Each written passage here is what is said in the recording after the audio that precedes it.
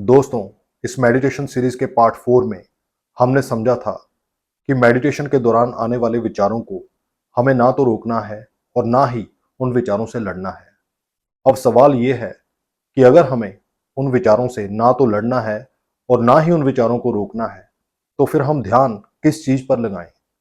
किसी मंत्र पर, किसी भगवान की तस्वीर पर, किसी आवाज पर, या फिर हम कोशिश करें अपने मन को पूरी तरह से खाली करने की? इनमें से आपको कुछ भी नहीं करना है, क्योंकि आज मैं आपको मेडिटेशन की सबसे आसान और नेचुरल टेक्निक बताने वाला हूं। और वो टेक्निक है अपनी सांस पर ध्यान लगाना। और इसके लिए आपको किसी स्पेशल कपड़ों, स्पेशल जगह या फिर स्पेशल योग आसन की जरूरत नहीं है। नमस्कार दोस्तों, मैं मुनीश कुमार एक बार फिर से आप सभी का स्वागत करता हूं इस मेडिटेशन सीरीज के पार्ट 5 में। दोस्तों, आपने पहले 4 पार्ट्स को बहुत सारा प्यार दिया, उसके लिए आपका तहे दिल से धन्यवाद। तो आइए समझते हैं सांस पर ध्यान क्यों और कैसे लगाएं।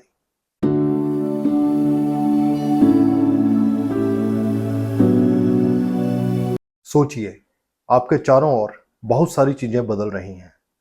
लोग बदल रहे हैं, परिस्थितियां बदल रही हैं, आपका मूड बदल रहा है, आपके थॉट्स बदल रहे हैं। लेकिन एक चीज लगातार आपके साथ है, और वो है आपकी सांस। आपको सांस लेने के लिए कोई एफर्ट अप्लाई नहीं करना पड़ता। आपकी सांस नेचुरली आती और जाती है। इसलिए आपकी सांस आपकी मेडिटेशन की जर्नी में एक नेचुरल एंकर बन सकती है। और जब भी मेडिटेशन के दौरान आपका मन भटके, आपकी सांस में पूरा पोटेंशियल है आपको वापस इस प्रेजेंट मोमेंट में लेकर आने का। अब सांस पे ही हम क्यों मेडिटेशन करें? इस चीज को ऐसे समझते हैं, मान लीजिए आप किसी से बात कर रहे हैं, वो पर्सन आपके सामने बैठा है, आप फिजिकली तो वहां पर हैं, लेकिन मेंटली आप कहीं और हैं। और ऐसा ही ध्यान में होता है, आप फिजिकली तो मेडिटेशन कर रहे हैं, लेकिन आपका मन कभी पास्ट में जाता है और कभी फ्यूचर में। और सांस ही वो एंकर है जो आपको वापस इस प्रेजेंट मोमेंट में लेकर आ सकती है। देखिए, जब भी आप मेडिटेशन करने के लिए बैठें और आप अपनी सांस पर ध्यान दें, तो आपका मन जरूर भटकेगा। क्यों? क्योंकि आपके मन को प्रेजेंट मोमेंट में रहने की आदत ही नहीं है।